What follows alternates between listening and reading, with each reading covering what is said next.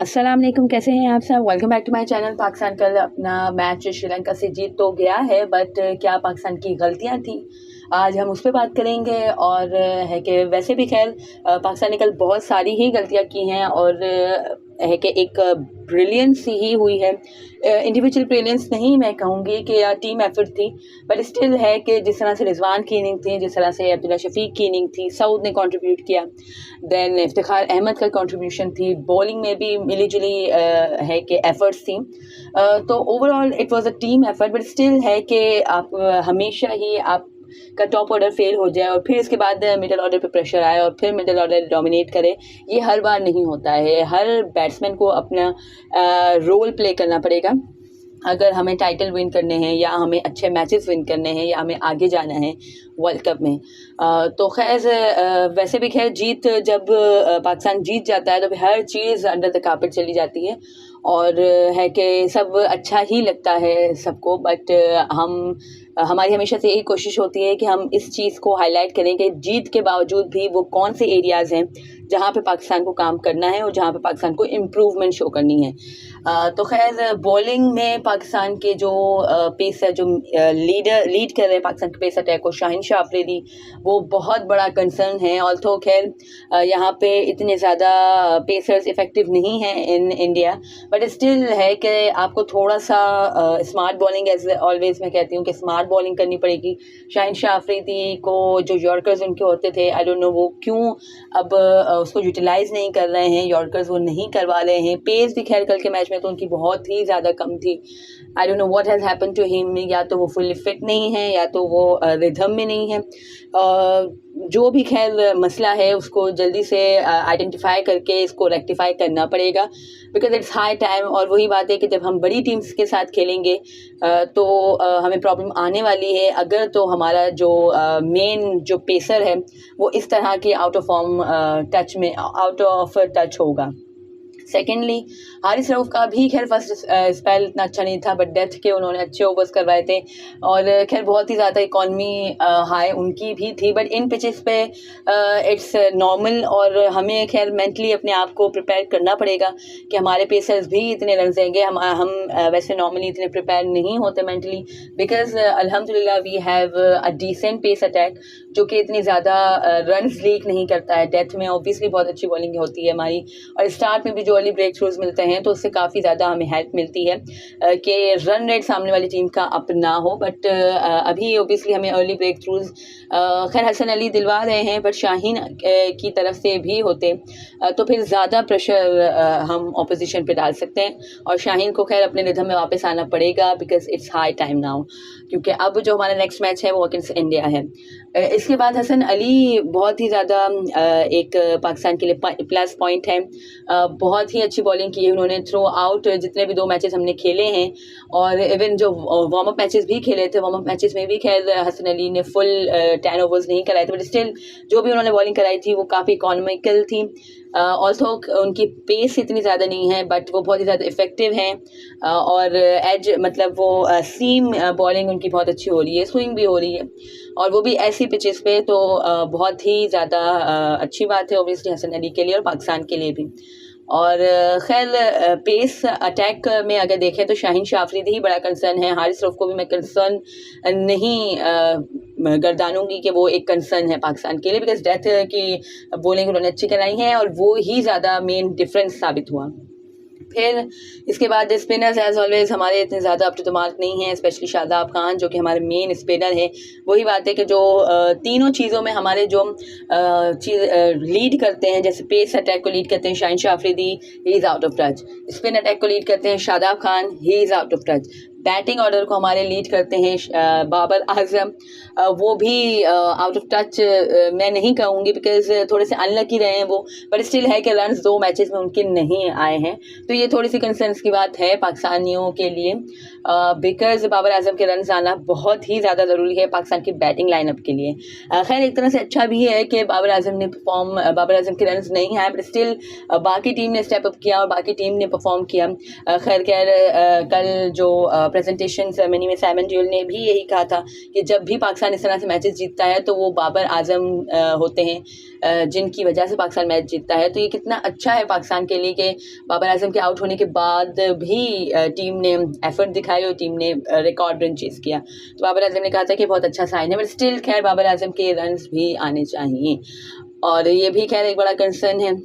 और शादाब खान की बॉलिंग में कोई मुझे तो सुधार नज़र नहीं आ रहा। लास्ट मैच में उन्होंने अभी निस्बतन बेहतर बॉलिंग की थी, बट इस मैच में वो फिर से short balls, I don't no क्यों शॉर्ट बॉल्स वो कराते हैं। स्पिनर होके शॉर्ट बॉल की तुक क्या बनती है।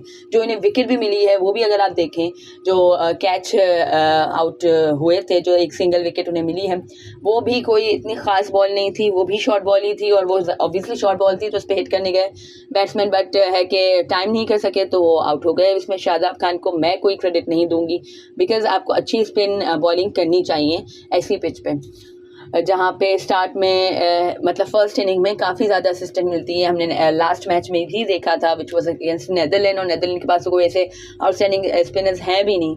और खैर शादाब की जो लेंथ है, जो लाइन है, वो बिल्कुल भी सही नहीं है। ओडीआई के हिसाब से T20 में इस तरह की बॉलिंग चल जाती है, बट ओडीआईज में चलती है। ओडीआईज में फिर आपको बहुत ही ज़्यादा आप एक्सपेंसिव पड़ते हो टीम के लिए, और वही शादाब खान के साथ हो रहा है। नवाज ने खैर निस्बतन बेहतर बॉलिंग कराई है, सो वो बेहतर हैं और उनको भी खैर इम्प्रूवमेंट की ज़रूरत है। फिर जब बैटिंग में बात करते हैं तो हमने खैर एक चेंज किया था। कल हमने फ़खर ज़मान को रेस्ट दे के हमने अब्दुल्ला शफीक को खिलाया था, और इमामुल हक भी बहुत ही ज़्यादा वीकेस्ट लिंक समझे जा रहे हैं हमारी ओपनिंग पैर में। खैर वो फ़खर ज़मान के पीछे वो छुप गए हैं, मैं एक तरह से कहूँगी, बिकॉज़ उनके बारे में कोई इतनी बात नहीं करा, वरना उनकी भी कोई इतनी ख़ास परफॉर्मेंस है नहीं। एशिया कप में एक आधी 50 उनकी कुछ मिन्नो टीम के अगेंस्ट है, इसके अलावा और कोई उनकी एक्स्ट्रा ऑर्डिनरी परफॉर्मेंस नहीं है लास्ट के जितना भी टाइम निकला है।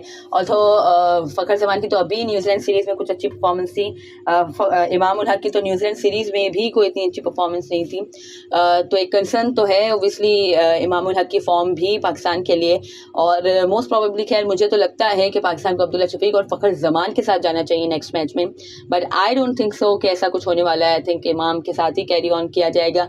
खैर इमाम की भी सलाहियतों पे, उनके टैलेंट पे कोई क्वेश्चन मार्क नहीं है, बट स्टिल जो उनकी फॉर्म चल रही है वो पाकिस्तान के लिए कंसर्न का बाइस हो सकती है। उस दिन खैर वो अच्छे टच में नज़र आ रहे थे और एग्रेसिव खेलने की कोशिश कर रहे थे, बट अनफॉर्चुनेटली वो कैच आउट हो गए। खैर नेदरलैंड वाले मैच में भी यही हुआ था, बिकॉज बाबर आजम खैर बहुत ही ज़्यादा उस दिन नेदरलैंड वाले मैच में काफ़ी ज़्यादा वो स्लो खेल रहे थे, तो he was trying to release the pressure. मतलब बाबर आजम को सेट होने के लिए उन्हें थोड़ी सी और बॉल्स वो देना चाह रहे थे, दैट्स वाई उन्होंने ट्राई किया कि वो बाउंड्रीज हिट करें, या वो है कि थोड़ा सा रन रेट बेहतर करें ताकि प्रेशर ना आए पाकिस्तान की बैटिंग लाइनअप पर। बट वही बात है कि वो सही टाइम नहीं कर सके एंड ही वाज आउट।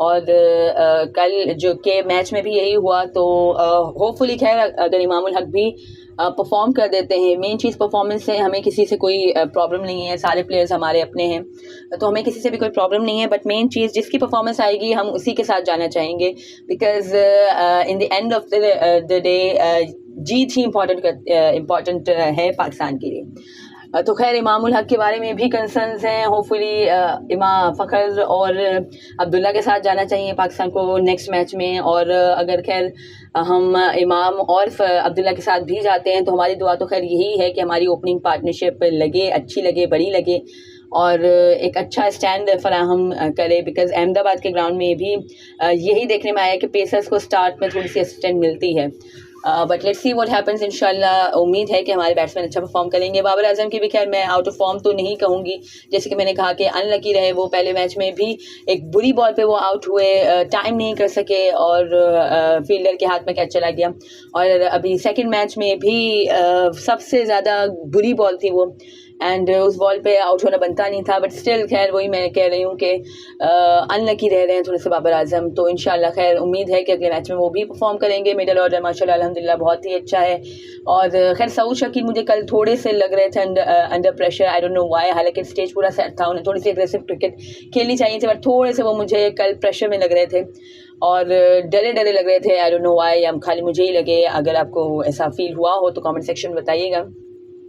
और इसके बाद खैर बैट के साथ शादाब और नवाज़ भी अच्छा ही कर लेते हैं। जो कंडीशंस हैं वो भी काफ़ी बैटिंग सपोर्टिव हैं।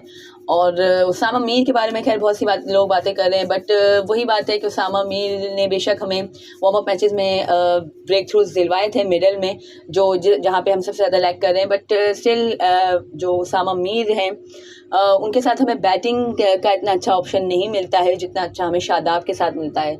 और अगर शादाब और उसामा दोनों को खिलाते हैं तो फिर बैटिंग ऑर्डर थोड़ा सा है कि मुतसलसल नज़र आता है। That's why I don't think कि उसामा मीर को खिलाया जाएगा। और अगर शादाब खान थोड़ी सी बेहतर बॉलिंग कर लेते हैं तो फिर उसामा मीर को हम इतना याद नहीं करेंगे, बिकॉज शादाब के साथ हमें ऑब्वियसली फील्डिंग में भी एक तरह का एज मिलता है, और है कि बैटिंग में तो ऑब्वियसली मिलता ही है। लास्ट भी जो नीदरलैंड के अगेंस्ट उन्होंने बैटिंग की थी वो फिनोमिनल थी। तो खैर यही मेन पॉइंट्स थे कल के मैच के बारे में। फील्डिंग एज ऑलवेज हमारी बहुत ही बुरी रही है।